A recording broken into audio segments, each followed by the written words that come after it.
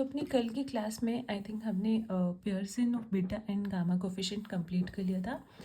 आज हम करेंगे फैक्टोरियल मोमेंट्स। ठीक है, फैक्टोरियल मोमेंट्स बहुत इंपॉर्टेंट टॉपिक है क्योंकि फैक्टोरियल आगे मतलब फैक्टोरियल जो है वो बेस है, वो आगे मतलब आपका जो ये फर्स्ट सेकंड यूनिट है बेसिकली ये बेस है स्टैटिस्टिक्स का। तो ये सारे के सारे टॉपिक आपके लिए बहुत इंपॉर्टेंट रहेंगे और ये नेक्स्ट जो आपके यूनिट्स आने वाले हैं, चैप्टर्स जो हम आगे पढ़ेंगे उन सब में ये सारे कंसेप्ट यूज़ होंगे। ओके, इसी के साथ स्टार्ट करेंगे आज हम फैक्टोरियल मोमेंट। देखो क्या होते हैं factorial moments of order r about the origin of the distribution x i given f i goes to 1 to n is defined as. सबसे पहले तो म्यू से डिनोट करते हैं, म्यू के बेस में आर रहता है और ये जो ब्रैकेट है ना ये रिप्रेजेंट कर रही है कि हमें इससे पता चलता है कि यहाँ पे फैक्टोरियल की बात हो रही है। अदरवाइज म्यू तो हम मेन भी डिनोट करते हैं, म्यू से तो हम सिंपल मोमेंट्स को भी करते हैं। तो इसलिए फैक्टोरियल की मेन आपकी जो आपको जो मतलब कैसे आइडेंटिफाई करोगे कि यहाँ पे फैक्टोरियल की बात हो रही है, तो इट मीन्स कि म्यू जैसे आर है, आर के आर जो है वो ब्रैकेट में रहेगा और ये फैक्टोरियल की ब्रैकेट है। ठीक है, किसे डिनोट करते हैं म्यू आर डैश, इसको पढ़ते हैं फैक्टोरियल मोमेंट, मतलब म्यू आर एथ मोमेंट लेकिन इन टर्म्स ऑफ फैक्टोरियल हमें दे factorial moment of r th order. ठीक है, किसके इक्वल होता है 1/n summation i goes to 1 to n f i x i. अब देखो एक्स आई तो है लेकिन कौन से ऑर्डर की बात हो रही है आर, और ये ब्रैकेट बता रहा है x I R th order की बात हो रही है। समझ आया? तो ये फैक्टोरियल मूवमेंट होगा ऑफ आर एथ ऑर्डर का, मतलब हमारे पास आर एथ ऑर्डर की बात हो रही है और आपको ब्रैकेट से पता चल रहा है कि फैक्टोरियल की बात हो रही है। पीछे भी आप ऐसे ही करते थे, मतलब म्यू मीन वैसे ही निकालते थे, लेकिन यहाँ पे फैक्टोरियल लग रहा है। अब हम फैक्टोरियल को ओपन कैसे करोगे? बाकी तो आपके पास एन की वैल्यूज भी होंगी, समेशन ऑफ एफ आई भी, फ्रीक्वेंसी भी गिवन होगी। हमें प्रॉब्लम कहाँ आएगी? एक्स आई की पावर आर पे। तो फैक्टोरियल कैसे ओपन होता है? सबसे पहले इसी को देखेंगे। देखो एक्स की पावर आर मीन्स फैक्टोरियल कैसे ओपन होगा? सबसे पहले एक्स जो बेस होगा वो वैल्यू आएगी इंटू एक्स माइनस वन। देखो एक इसमें से कम होती जाती है वैल्यू, फिर into x minus two, so on to ऐसे ही x minus r plus one तक ये ब्रेक होता है। इसका क्या मतलब होता है? अगर आर की वैल्यू टू होगी तो ये कहाँ तक जाएगा? अगर आर की वैल्यू टू होगी तो ये वन तक ही ओपन होगा। अगर आर की वैल्यू थ्री होगी तो ये टू तक ओपन होगा। तो मतलब x minus r plus one, एक उससे वहाँ पे जैसे आप करते जाओगे आपको पता, आपको बस ये जनरल फॉर्म याद रखनी है। ठीक है, कि एक्स की पावर आर कहाँ तक ओपन होता है? X minus r plus one factorial तक। ये जनरल फॉर्म आपको पता होगी, किसी का भी फैक्टोरियल ओपन करने में आपको प्रॉब्लम नहीं आएगी। तो हमारे पास क्या होता है? कैपिटल एन आपको पता है summation i goes to 1 to n f i होता है। This the factorial movement of order r about any point x is equal to x. ये तो आपका अब सिंपल आ गया कि किसी आर एथ ऑर्डर का हमें फैक्टोरियल मूवमेंट निकालना है, लेकिन अगर किसी पॉइंट पे निकालना है तो उसको कैसे करेंगे? देखो mu r dash which is equal to 1/n summation i f i x i minus, अब उसमें से उस पॉइंट को जो हमारी ऑब्जर्वेशन है उसमें से उस पॉइंट को माइनस कर देंगे, अब उसका फैक्टोरियल मूवमेंट निकालेंगे। Clear? Where x minus a r. अब आप बोलो पूछोगे कि मैम एक्स, जैसे एक्स को ओपन किया तो एक्स माइनस ए को कैसे ओपन करेंगे? तो सिमिलरली जैसे एक्स को किया वैसे ही एक्स माइनस ए को करेंगे। ठीक है, मैंने क्या बोला कि x में से फर्स्ट वैल्यू तो आपकी सेम रहती है जो आपका बेस होता है, तो फर्स्ट वैल्यू हमारे पास यहाँ क्या रहेगी? x माइनस ए, लेकिन हमारी सेकेंड वैल्यू में एक वैल्यू कम हो जाती है तो x minus a minus one, so on to x minus a minus r plus one. ठीक है, ये जो r प्लस वन आपकी टर्म चलती जा रही है लास्ट तक। ठीक है, ऐसे आपने इसको याद रखना है। सो पर्टिकुलर केस अब आपको ज़्यादा अच्छे से समझ आएगा। देखो अगर हम r की वैल्यू वन पुट कर दें, clear, 1/n summation f i x i, हम इसको क्या लिखेंगे? Mu one dash. क्यों? क्योंकि ये हमारे मीन का फॉर्मूला बन रहा है और म्यू वन डैश को हम मीन भी बोलते हैं। ये हमारा फर्स्ट जो है वो होता है मोमेंट होता है अबाउट ओरिजिन, तो ये मीन को भी रिप्रेजेंट कर, म्यू वन डैश को ही हम मीन बोलते हैं। ये बात याद रखना, आगे बहुत ये यूज़ होगा कि म्यू वन डैश ही वहाँ पे हमारा मीन बनेगा। ठीक है, अब देखो आर की वैल्यू अगर हम टू पुट करते हैं तो क्या आएगा? 1/n summation f i x i की power two which is equal to 1/n summation i f i x i. मैंने आपको क्या बोला था? पावर टू होगी तो वो वन तक ओपन होगा, जैसे एक्स आई माइनस वन। क्यों? क्योंकि देखो ना यहाँ पे अगर हम यहाँ पे आर की वैल्यू वन पुट कर दें तो यहाँ पे क्या होगा? प्लस वन और माइनस वन खत्म हो जाएंगे तो ये सिर्फ एक्स बचेगा। तो इसका मतलब अगर आर की वैल्यू वन रखेंगे तो ये एक्स तक ही ओपन होगा, सिर्फ एक ही टर्म बचेगी।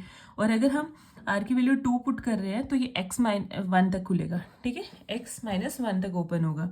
तो क्लियर, यहाँ से आ जाएगा 1/n सबमिशन i, देखो मल्टीप्लाई करेंगे xi का square minus 1/n submission of fi की और इंटू xi की 1 के साथ भी होगी, वो ये वैल्यू आ जाएगी।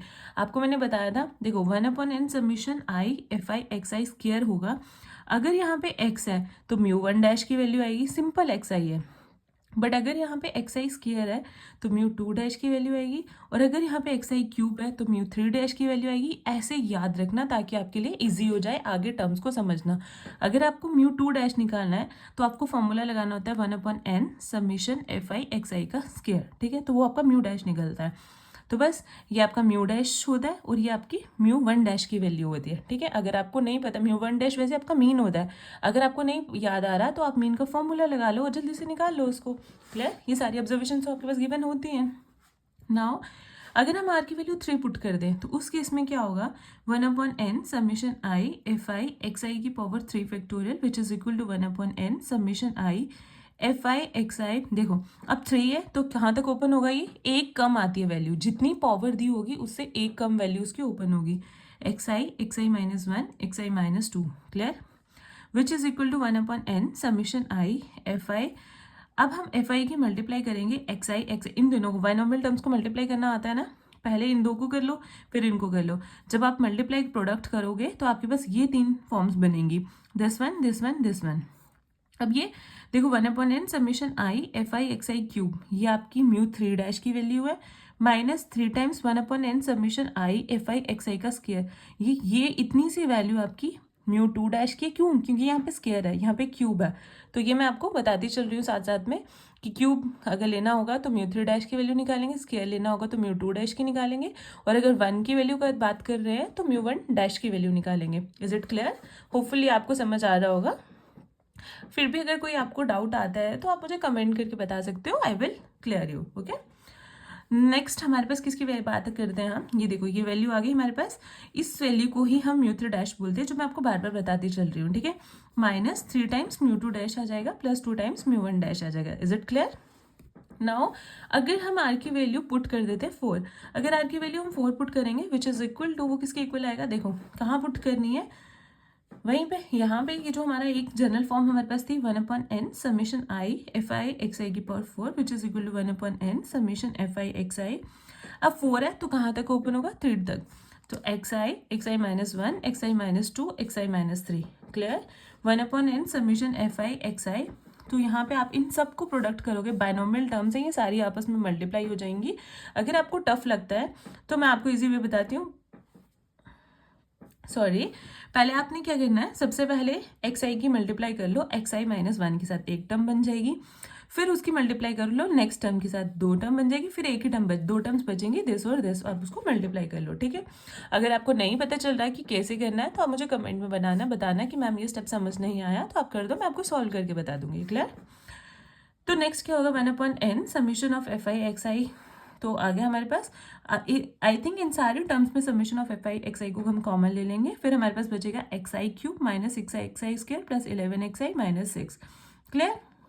देखो बाद में उसी को मल्टीप्लाई कर दिया सबके साथ, तो ये फॉर्म बन जाएगी, और जनरल μ4 नहीं है, ये μ4 ये फैक्टोरियल है, मतलब 4th ऑर्डर का फैक्टोरियल ले रहे हैं हम, तो वो आ जाएगा μ4 डैश माइनस ये μ4 मतलब ये वाला फॉर्मूला xi की पावर 4, बाकी तो वही रहेगा 1/n सबमिशन fi xi की पावर 4, बट ये μ4 डैश की वैल्यू होती है माइनस 6 टाइम्स μ3 डैश की वैल्यू होगी प्लस 11 टाइम μ2 डैश की वैल्यू होगी माइनस 6 टाइम μ1 डैश की वैल्यू होगी। Is it clear. अगर फैक्टोरियल में किसी को प्रॉब्लम होगी तो वो मुझे बताएगा, ठीक है। नेक्स्ट हमारे पास आता है कन्वर्सली वी विल गेट, हमें क्या मिलेगा यहाँ से, अगर हमने उल्टा देखना हो, हमें तो फैक्टोरियल की वैल्यू निकाली ना, μ1 फैक्टोरियल निकाला, μ2 फैक्टोरियल, μ3 फैक्टोरियल, अगर हमें इनका कन्वर्स देखना होगा तो हम वो भी निकाल सकते हैं। आप उसका जनरल फॉर्मूला निकालने की नीड नहीं है आपको, आप जनरल फॉर्मूले ये याद रख सकते हो, μ1 dash is equal to μ1 factorial, μ2 dash is equal to μ2 factorial plus μ1 factorial, similarly μ3 factorial which is equal to μ3 dash plus 3 times μ2 dash μ2 factorial dash plus 1 time μ1 factorial, ठीक है। वैसे ही 4 का भी आ जाएगा, क्लियर।